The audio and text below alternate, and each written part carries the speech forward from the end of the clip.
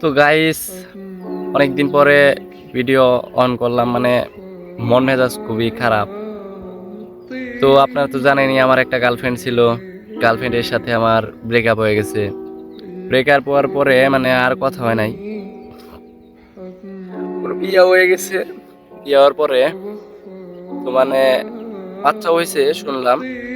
তো অনেকদিন পর কালকে ও আমাকে মেসেজ দিছে। তো আমি তো ভিডিও কলে কথা টথা বলি না, তো মেসেজ দিছে ওর নাকি বাচ্চা হয়েছে। তো আমাকে একটা ভিডিও পাঠাইছে।